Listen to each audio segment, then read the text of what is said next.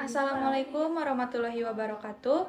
Salam sejahtera bagi kita semuanya. Salam, Om Swastiastu, Namo Buddhaya, salam kebajikan.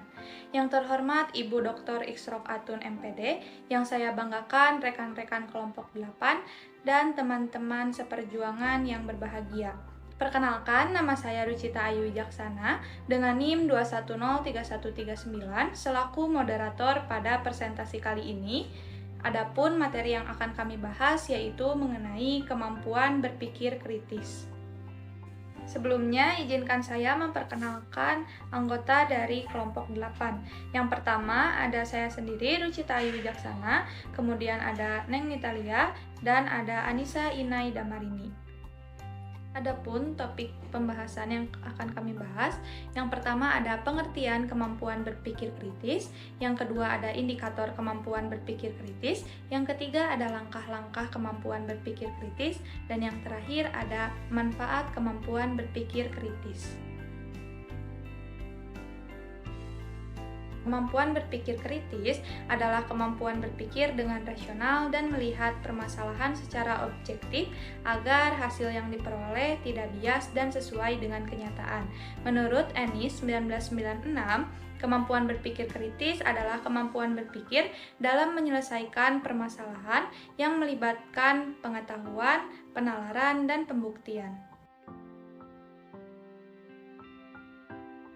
Indikator berpikir kritis menurut Ennis tahun 1996.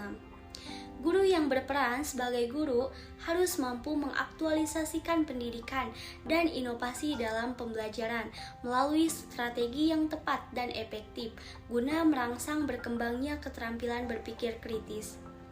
Keterampilan berpikir kritis memiliki indikator yang kompleks dalam mengolah pola pikir dan mengambil keputusan berupa pemahaman konsep, memberikan jawaban disertai alasan yang spesifik, alur berpikir yang terpadu, serta tata bahasa yang baik dan benar. Keterampilan berpikir kritis penting untuk dimiliki oleh siswa dalam menemukan dan menganalisis masalah serta menemukan solusi dari masalah yang dihadapi. Adapun indikatornya adalah sebagai berikut. Yang pertama, memberikan penjelasan sederhana atau elementary clarification, yaitu mengidentifikasikan permasalahan dengan memfokuskan pertanyaan dan unsur yang terdapat dalam masalah.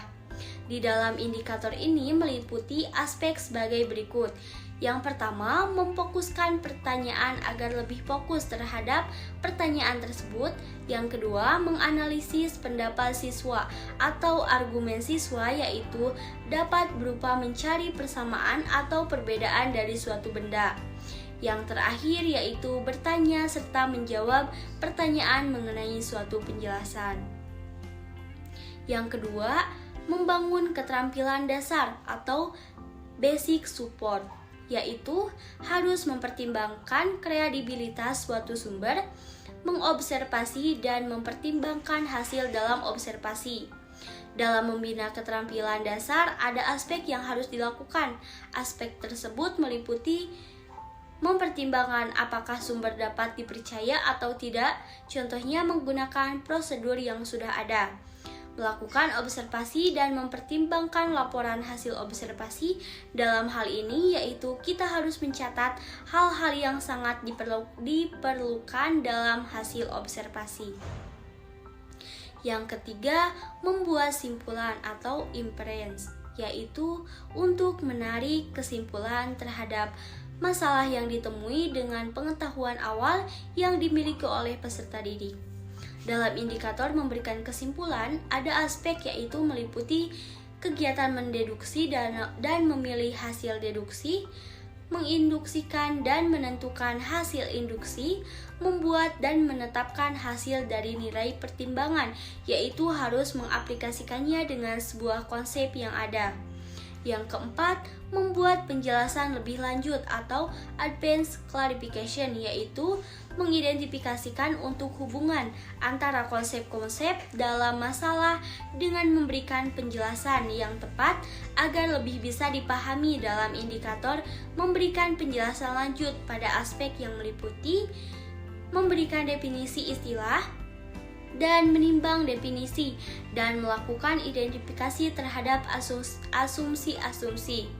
Yang kelima, menentukan strategi and teknik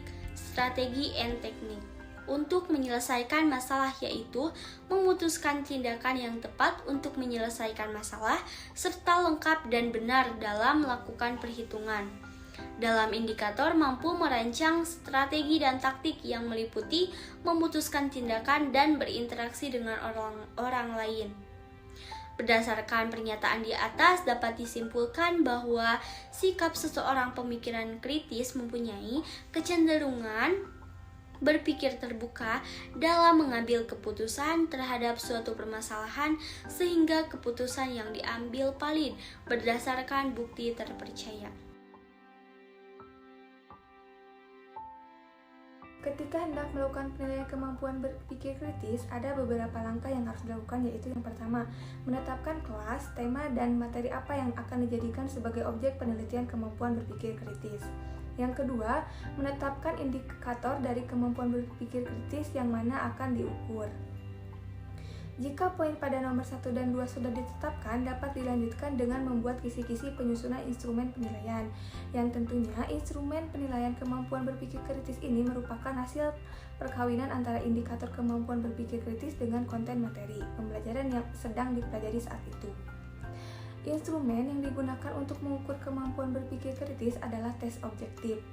Tes yang dimaksud berupa himpunan pertanyaan yang harus dijawab, harus ditanggapi, atau tugas yang harus dilaksanakan oleh peserta didik yang dites.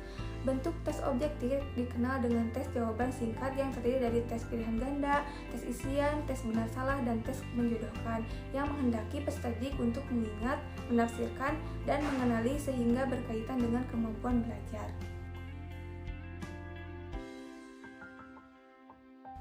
Berpikir kritis sering kali dikaitkan dengan kesuksesan. Keterampilan berpikir kritis bukan hanya diperlukan oleh orang-orang yang bekerja di bidang tertentu. Berpikir kritis bermanfaat bagi siapa saja.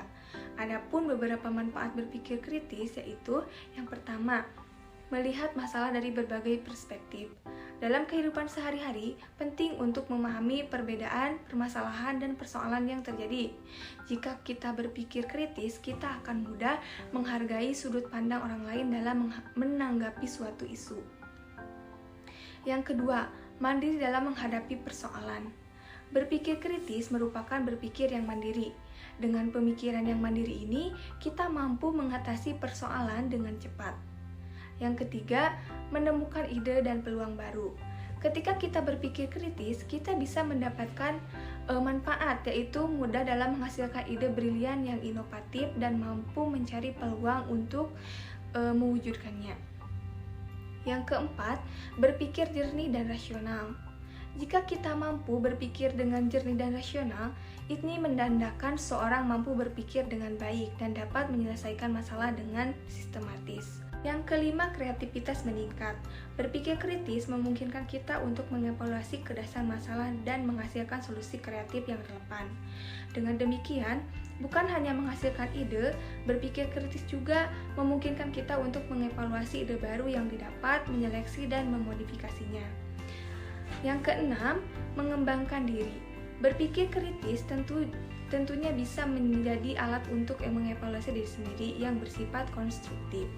Ini bisa dilakukan dengan cara mengevaluasi keputusan dan tindakan yang telah diambil. Oleh karena itu, seorang yang berpikir kritis sangat bisa berkembang.